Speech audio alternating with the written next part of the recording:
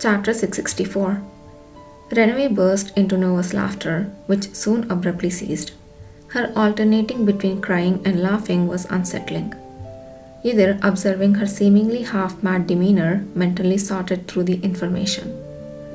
Considering what I have heard, she must have been trapped here before the official announcement of the cavalry recruitment, a time before the Awakener fighters were separated from random combat.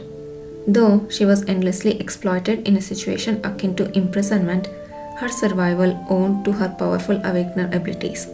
But to her, it was more of a curse. Given that her homeland was a conflict-ridden danger zone, it was hardly surprising that she knew little about the cavalry, let alone ordinary Awakeners. Her circumstances were indeed dire. But that was about to end. Now that he had found her, Yudhir had no intention of leaving her in this state. It would be a waste of talent. Her endurance suggests a strong will. If she gets out, she could achieve tremendous growth. Yudhir highly esteemed Renee's abilities. Even with her current power, she could be of help to those who had committed crimes or rejected their own abilities. If she advances further, all Awakeners struggling with control would seek her help. She would calm rampages far quicker than I did earlier. Like all powers, hers had weaknesses. As common to those with mental or emotional abilities, her physical form was fragile, and she remained ignorant of her own potential. However, as her power grew, her weaknesses would diminish, and she would rise to be a figure feared by many Awakeners even without a weapon. Earning money would be just a small added bonus. Suppressing the power of Awakeners was no small feat, let alone those as powerful as Yudhir and Kishir. She might not yet grasp the significance of her achievement. Having made his decision, Yudhir spoke up. "Alright, Renee, we will help you leave this place. We will also check on your friend's well-being, and I believe you could be of great help to us. What do you think?" "What do you mean?" "I suggest we join forces to take down the Nukijo gang." Yudhir needed allies to increase the chances of success and avoid repeating past tragedies. Renee, as much as Elkins, was the right person for this. Renee was silent for a moment at the straightforward proposal. Then, unexpectedly, she slapped her own cheek. Caught off guard, Yudhir grabbed her hand as a dry voice emerged from beneath her disheveled hair, half covering her red and swollen cheek. "It's strange. It's all too good to be true. ... If this is another dream, I might really bash my head against the wall this time.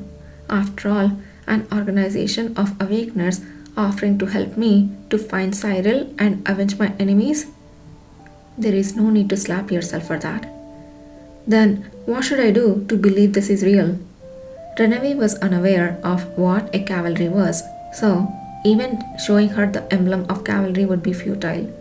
Demonstrating the power of an Awakener might serve as evidence of being one, yet in the current situation, it seemed unlikely to be of clear help. Yudhir paused briefly before turning to meet Kishir's gaze. Unbeknownst to him, his look was more a plea for help. Kishir's eyes softened and curved into a smile. "Then, shall I show you undeniable proof that this is not a dream?" Before anyone could question if such a thing existed, the man twisted a magic tool on his hand used for altering facial appearance. The magic overlaying his face dissipated, transforming his brown hair to golden blonde and his originally looking eyes to a striking red hue. With his handsome face now honestly revealed, Kishir looked blankly at Renee and spoke in his original elegant manner. "Now, isn't this a face too extraordinary to appear in a mere dream?" "Indeed it is." Kishir's genuine appearance, though an absurd method, proved incredibly effective once again. Renee immediately accepted the truth that this was not a dream but reality. "I have heard that the nobles of the Aur Empire have golden hair and striking eyes. Someone of your stature wouldn't come all this way to lie to someone like me. Fine, whether you decide to kill or spare me, I will be satisfied as long as I can leave here and check on Cyril's well-being. If there is anything I can do, just tell me, I will try. Renee, having been here a long time without ever venturing outside, knew less about the structure and information of this place than even Elpkins. Yet her mere existence could be of the utmost help on their plan. Either conveyed to her what he hoped she would do. As they lead back towards the ceiling hole they had come through, Renee stayed blankly and spoke. It's amazing.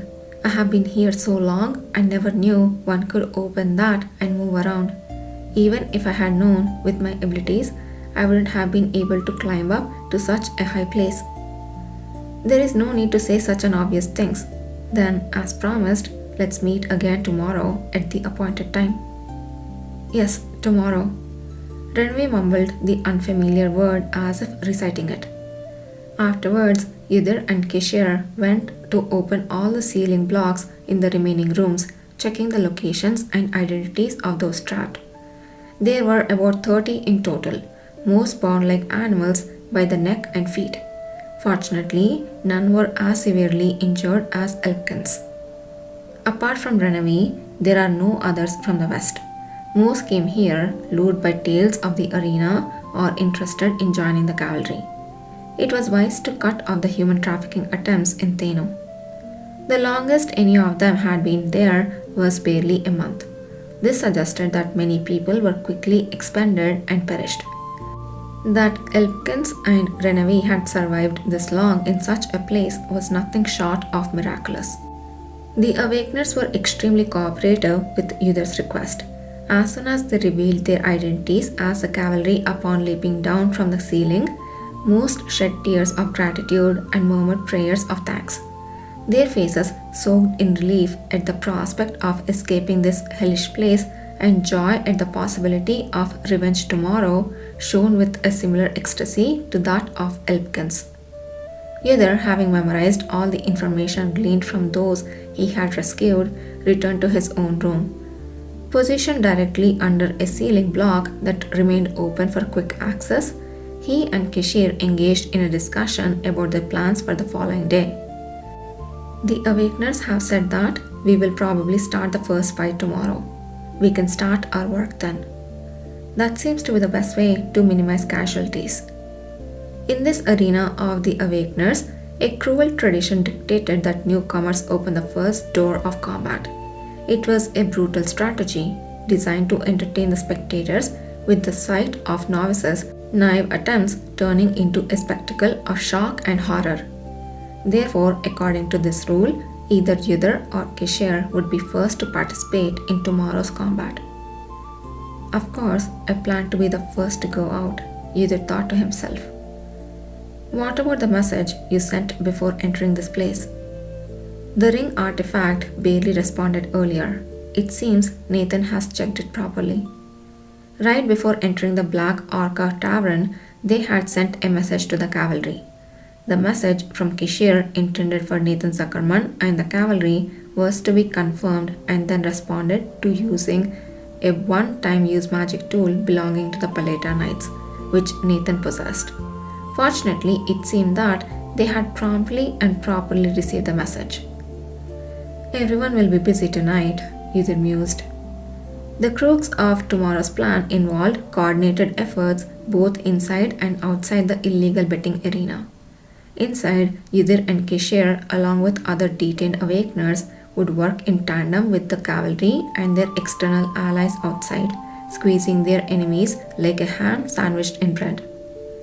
To take them all down at once, this is indeed the best way. I'm looking forward to it.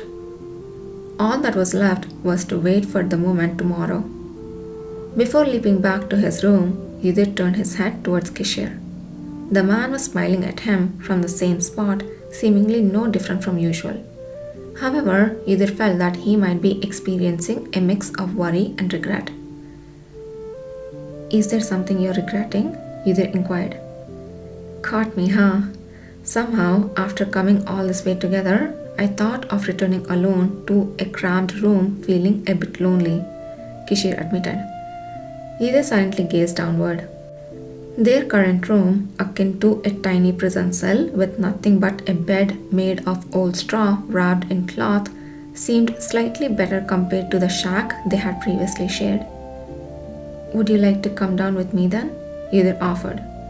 That would be nice, Kishir quickly agreed. Considering the start of tomorrow's plan, this should be fine, Yudhir thought.